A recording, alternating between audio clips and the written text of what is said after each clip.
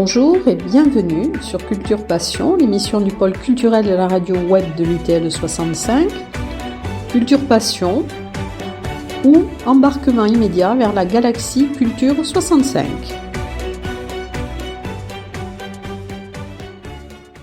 Dans le cadre de l'émission Culture Passion de la radio web de l'Université du Temps Libre, nous donnons la parole aujourd'hui à Pascal Palu, qui va nous parler de l'exposition de photos de Yann Arthus Bertrand, qui se trouve à Tarbes, en l'église Saint-Jean.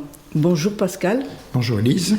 Bon, mais Pascal, parle-nous un peu de toi.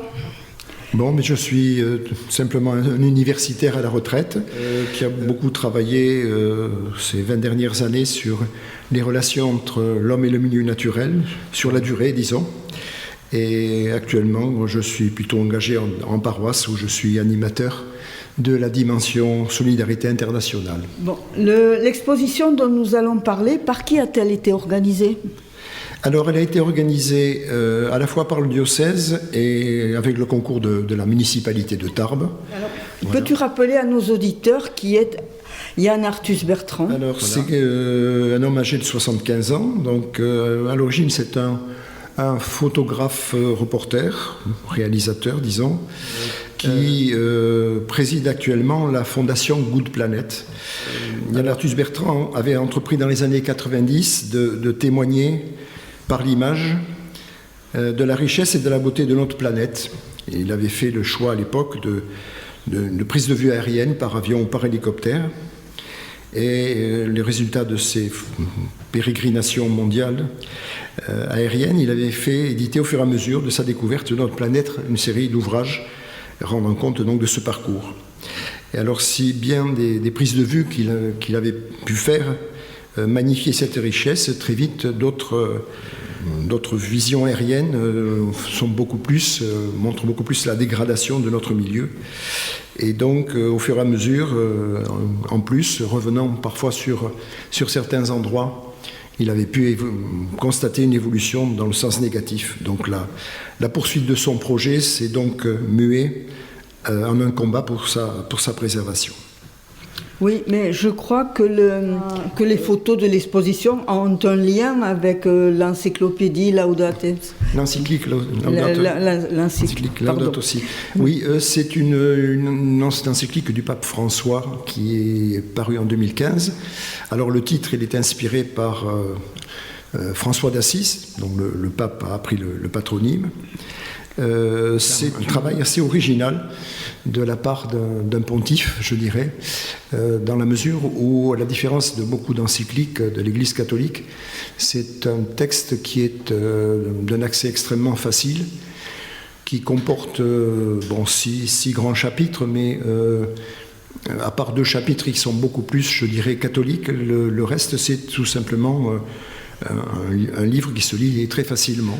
Je pense en particulier avec son introduction, mais aussi un chapitre, le premier chapitre qui pose qu'est-ce qui se passe dans notre maison commune, ou un chapitre 3 qui est la racine humaine de la crise écologique comme thème. Donc c'est vrai que le pape a essayé d'avoir un discours relativement simple, mais très engagé, très, très percutant. Et d'ailleurs, quelqu'un comme Edgar Morin, qui est assez connu, considère que c'est peut-être l'acte 1 d'un appel pour une nouvelle civilisation. Bon, alors dans l'encyclique, on trouve le terme d'écologie intégrale. Peux-tu nous expliquer ce concept ? Alors, il y a un chapitre entier qui est consacré dans son encyclique sous ce vocable-là, d'écologie intégrale. On pourrait essayer de le résumer de façon relativement simple. D'abord une affirmation. Le pape considère et affirme qu'il n'y a pas de crise séparée, contrairement à très souvent ce que l'on entend dans les discours, c'est-à-dire une crise environnementale d'un côté et une crise sociale de l'autre. Mais pour lui, c'est une seule et même crise. Et il considère à ce titre qu'il est fondamental de chercher des solutions intégrales, prenant en compte les interactions des systèmes naturels entre eux avec les systèmes sociaux. Donc pour lui, ce qu'on peut faire pour les hommes, c'est aussi bon pour la nature, et ce qu'on peut faire pour la nature, c'est aussi bon pour les hommes. Bon, merci. Maintenant, nous allons parler de l'exposition proprement dite. Quelles sont les thématiques que tu as retenues ?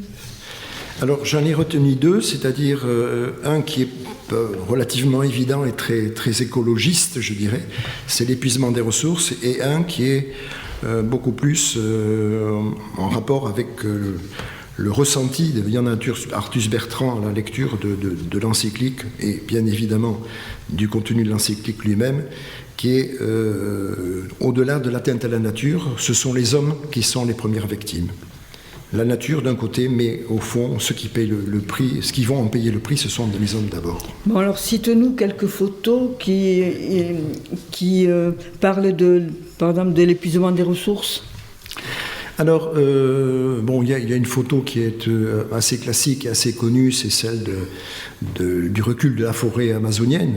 Donc, ça c'est relativement bien connu, on en a suffisamment parlé lorsque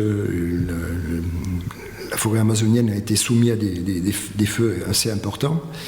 Mais c'est aussi, ça renvoie aussi à ce qui se passe, par exemple, au cœur de l'Afrique, dans la forêt en Centrafrique, ou en Asie du Sud-Est, c'est-à-dire que ces poumons de notre terre reculent devant l'intensification de cultures, le soja ici, le palmier à huile par là.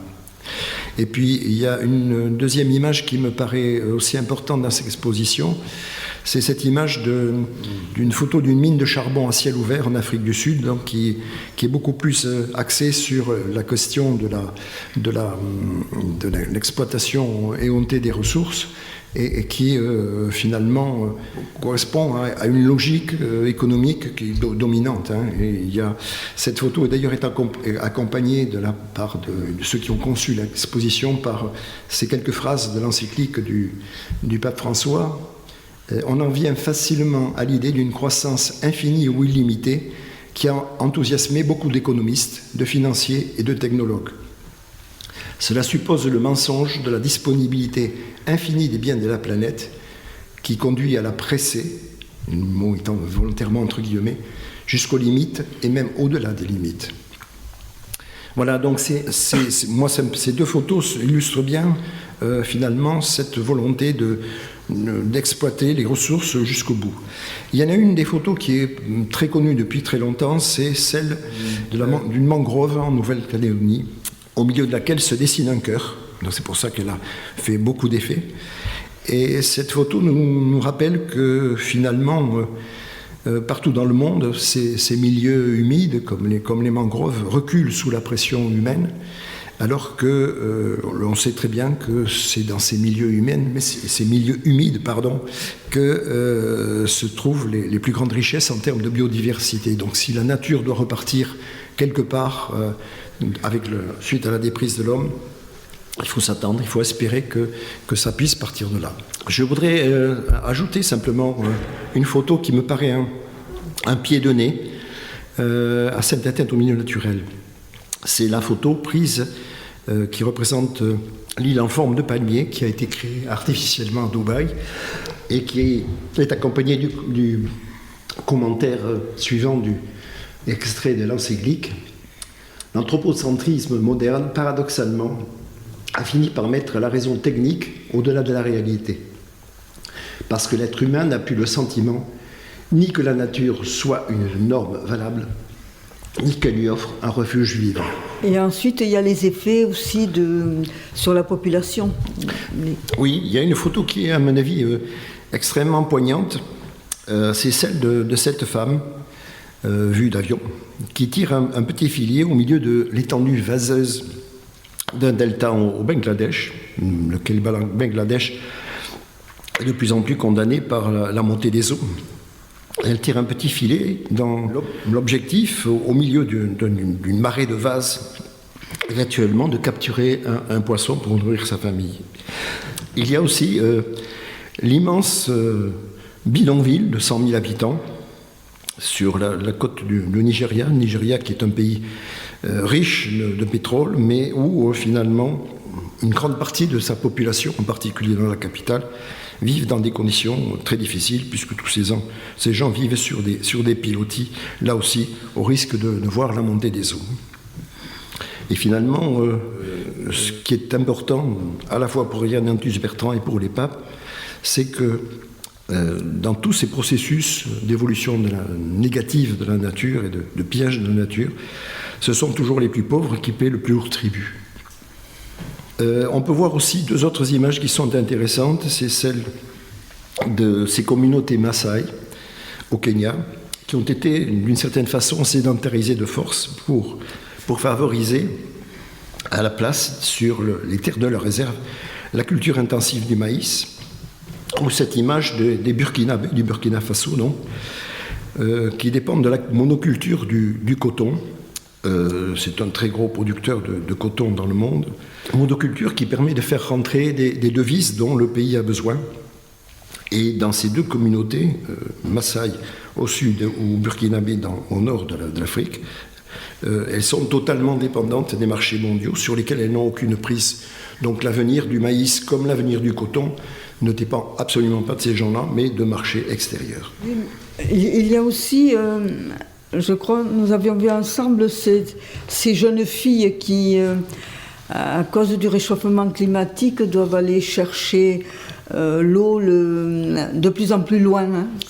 Voilà, tout à fait. C'est une photographie aussi très, très significative de cette évolution des milieux naturels et des pressions humaines, c'est-à-dire que l'eau, et en l'occurrence là, c'est pas forcément de l'eau potable, mais au moins pour ces femmes et ces filles d'Afrique du Sud, elles doivent parcourir jusqu'à plusieurs dizaines de kilomètres pour aller chercher de l'eau qu'elles pourront peut-être filtrer pour qu'elle soit plus buvable, mais en tout cas pour aussi se laver pour des éléments de la vie quotidienne.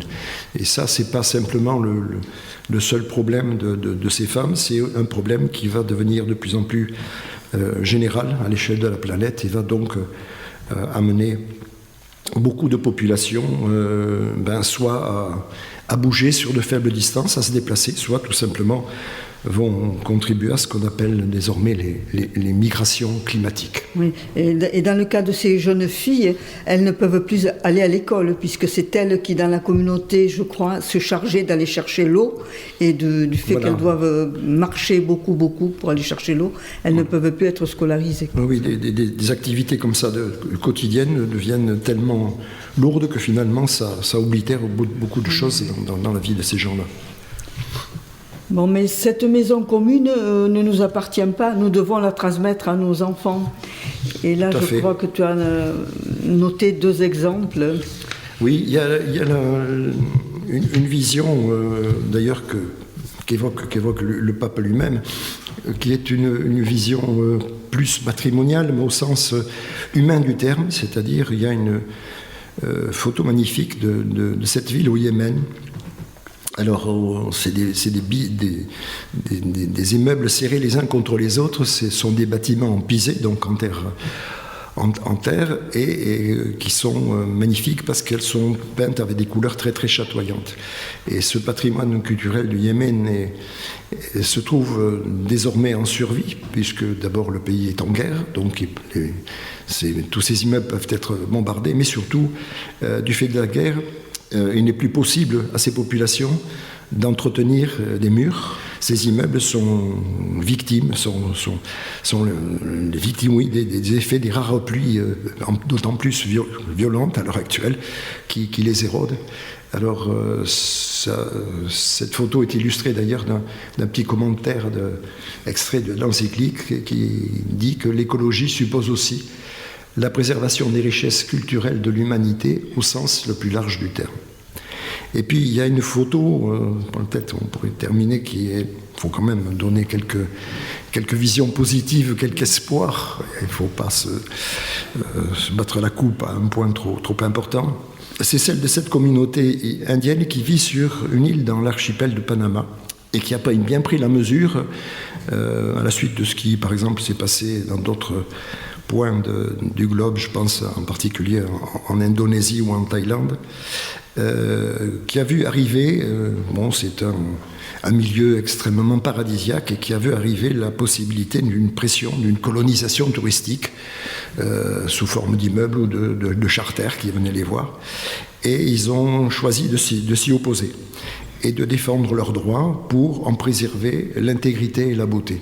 Donc c'est un exemple finalement d'un certain nombre de communautés qui, de par le monde, choisissent finalement de se dire on vit très bien comme ça chez nous, on n'a pas besoin de la contribution, de l'argent des autres. Ils peuvent venir, mais il faut, comme on dit très souvent, il faut que ce soit un écotourisme, c'est-à-dire qu'ils respectent à la fois leur culture et leur milieu. Bon, mais merci Pascal d'abord de terminer sur cette note d'espoir, hein, de nous montrer que l'union fait la force, en quelque sorte. Et puis merci de nous avoir donné l'occasion de mieux apprécier cette magnifique exposition qui nous permet de prendre conscience de l'urgence de sauver notre maison commune, hein, suivant l'expression du pape. Bon, cette exposition est visible tous les jours à l'église Saint-Jean. L'église est située rue Maréchal Foch. Et cette exposition aussi est accessible gratuitement. Hein. Oui, tout à fait. Bon, merci beaucoup.